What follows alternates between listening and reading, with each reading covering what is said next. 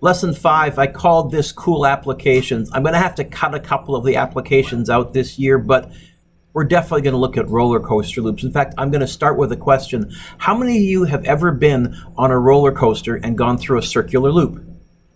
Put your hands down.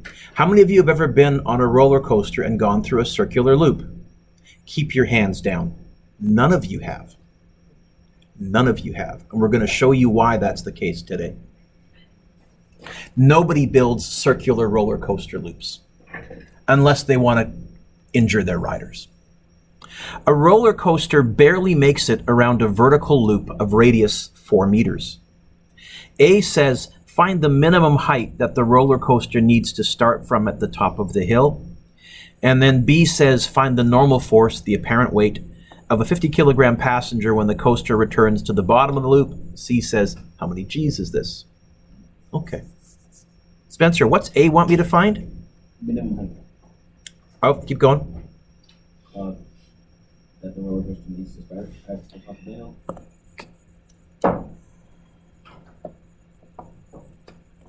Yes? That makes sense.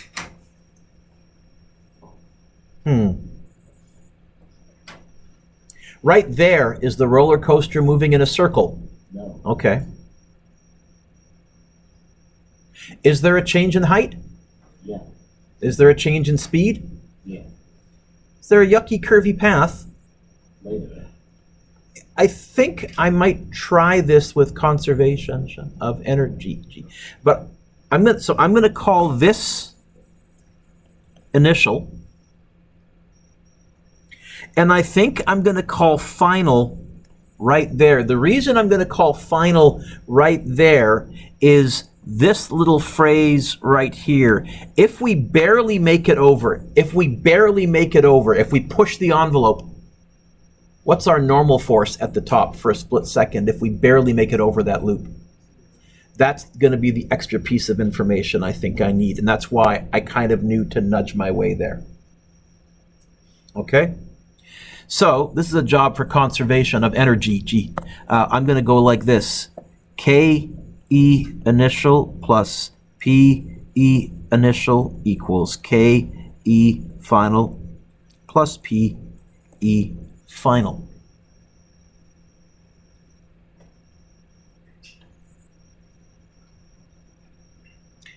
Are any of these zero? When is your kinetic energy zero?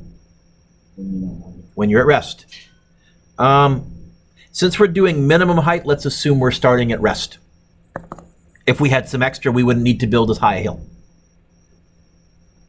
When is your gravitational potential energy zero? When you're on the... Are we on the ground at the initial location? Are we on the ground at the final location? Okay. Well, mgh initial equals a half mv final squared plus mgh final. Can little kids and grown-ups go on this ride? That's nice.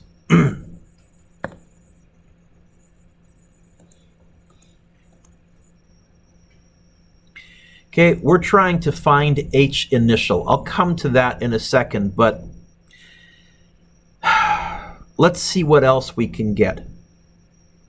Do I know how fast I'm traveling there? Wait a minute. Right here, what path am I tracing out? Well, first, what path am I tracing out? Have we found speeds at tops and bottoms of roller coaster? I think I can do that with circular motion. So this V, I'm going to walk over here. I'm going to do a free body diagram. What are the forces at the top? Get the obvious one. What else? And I'm going to let that normal force end up being zero. So I'm going to start out saying mg plus Fn equals, and since I'm interested in speed, I'll go mv squared over r. But because we're barely making it over, we want the minimum with no safety margin. Do that.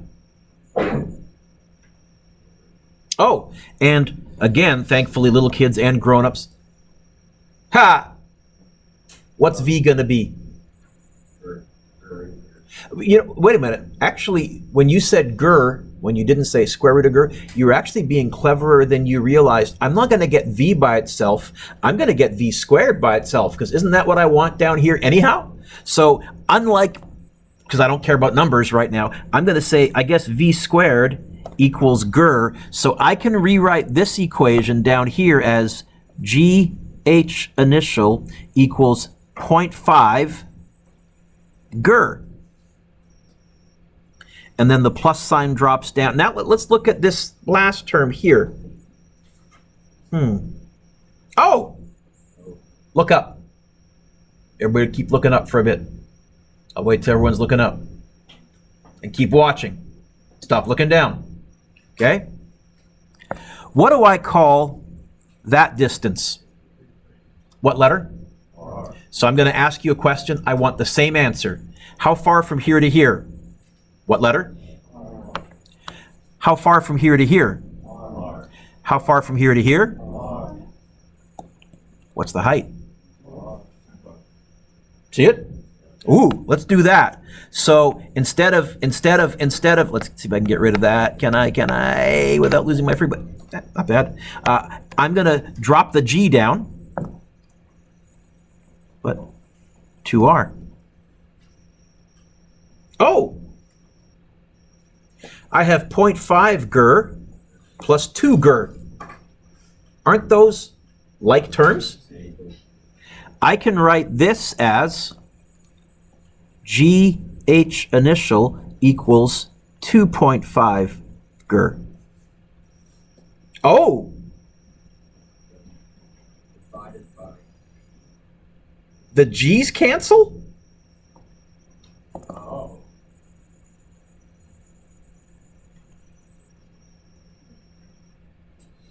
Weird. What does that mean? Rachel, it means if you built this roller coaster on the Earth, but then you transported it to the moon, where G is different, people would still make it through the loop. Or if you transported it to Mars, where G is different, people would still make it through the loop. This will work on any planet, not just on Earth. And here's what I get. The minimum initial height is that. Spencer, I've always, first of all, I'm not saying I like this question, I like this question, I like this question. I'm not going to ask you one quite this tough on the test. But I always like this question because look at how messy we started and all the work we did. And can you end up with a cleaner answer? You want to know what your minimum height is? And I'm willing to bet ride designers have this thing memorized the same way you've inadvertently memorized that G is 9.8. The minimum height has to be 2.5 times the radius of your loop. Otherwise, you're not making it through, Deegan. In fact, I can do this in my head. What was the radius of this particular loop? 4 meters.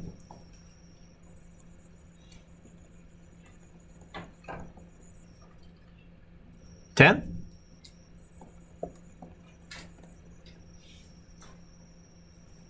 So that's part A.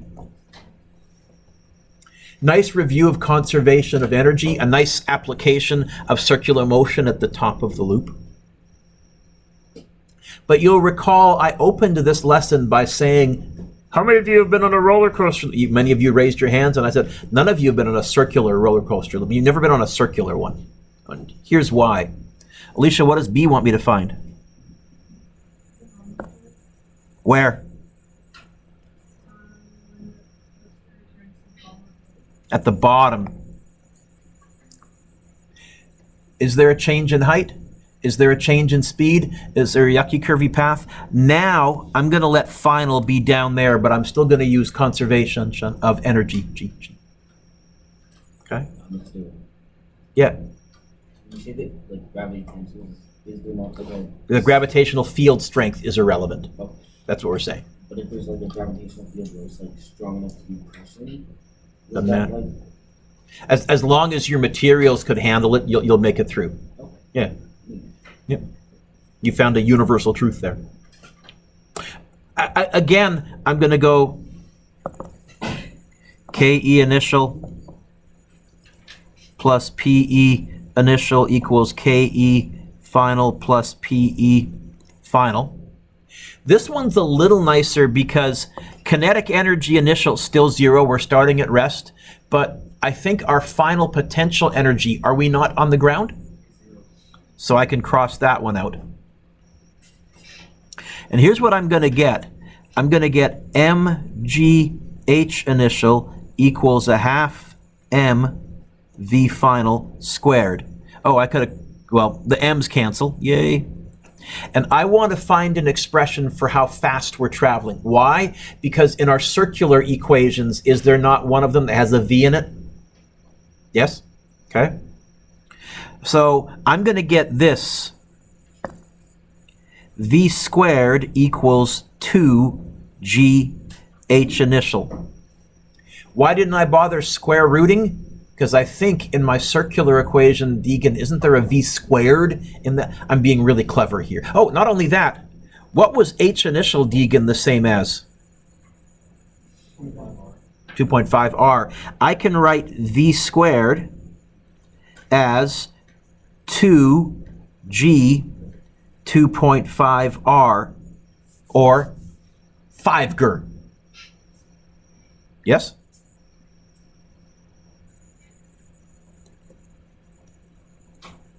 That's v squared. Now let's look at the bottom of our roller coaster. Can we scroll up here? Let's do our free body diagram at the bottom. What are the forces acting on it? Because they're wanting us to find the normal force. So what are they? Get the obvious one. Gravity down.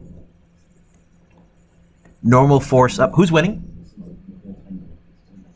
Sorry, who's winning? Okay, so we're going to get this. To find the normal force, we're going to get normal force minus mg equals mv squared over r.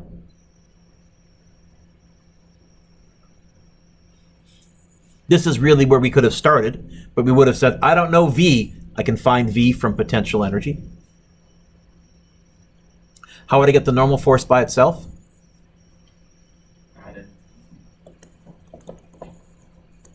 Okay. I'm going to kind of do this. I'm trying to save some room here. So, well, we'll figure something out. Let's do this, Mr. Dewick. The normal force is going to be m. You know what? Instead of v squared, what can I write? 5g over r plus mg. What? What? And I get this. At the bottom, the normal force equals 5 mg plus mg. That, like terms, what is 5 mg plus 1 mg? Now, if we plug in numbers here, it's going to be 6. What was the mass of this person? 50? Times 9.8.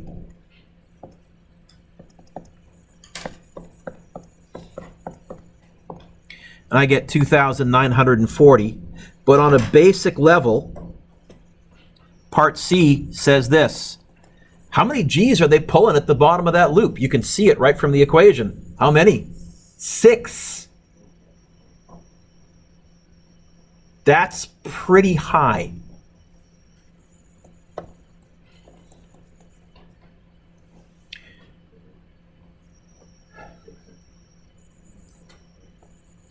That you don't get?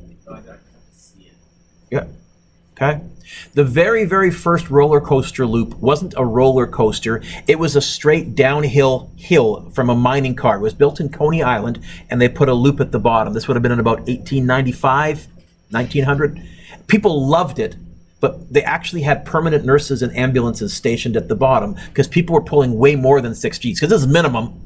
And they weren't doing minimum. They were doing with plenty of room to spare. So they were pulling 8 Gs, 9 Gs. They were getting whiplash. They were leaving the ride unconscious. They loved it. It was a hit. But we don't operate rides that way anymore. So what do we do instead? None of you have actually been on a circular loop. What you've been on a loop that's called a clothoid loop. This is just nerd trivia. What's a clothoid loop? It's a loop that has a constantly decreasing radius. It looks like this. kind of almost like a teardrop shape. If you look at a loop from the side in a roller coaster, the more that loop looks like a circle, the more G's you're going to pull. The more that loop looks like this exaggerated shape, the fewer G's you're going to pull at the bottom. I've been on the first steel coaster that had more than one loop. It's at Six Flags in California, and those loops are very, very much shaped like this. When you see them, oh, they're really skinny. But I've been on a loop that looks nearly circular, California Screaming at Disneyland. If you look at that loop from the front, it's a clothoid loop, I guarantee it, but it looks fairly circular. Now also, Disney is doing their optical illusion magic. The Mickey behind that loop is actually painted distorted so that your eye, who's used to seeing Mickey look normal, automatically makes the loop look more circular. It's very clever.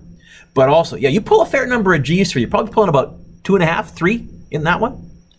Whenever I hit that loop, I always try and make my arms go up and down while I'm in that at the bottom, or I'll lean forward and try and lift my weight up when I'm in the loop to see if I can, because, you know, hashtag physics, right? So yeah, although you've been on loops in roller coasters, none of you have been on a circular loop. And the reason I know that is you're all alive and uninjured. None of you have pulled, and again, 6 G's is the minimum. If we built a safety margin in there, you're pulling 12, 13 G's. No, you're not. You're not going through a loop like that. So that was just kind of a nice little segue. I like that this messiness turns into something so clean, 2.5 times the radius. There is one like or two like this in your homework to practice. There's one on the study guide, but I'm going to tell you right now, although this question is cool, it's so time consuming and long, I'm not going to ask you this to find the minimum height, conservation of energy, plus roller coaster loop on your test. It's just too much work, although it's way cool. Put your pencils down, look up.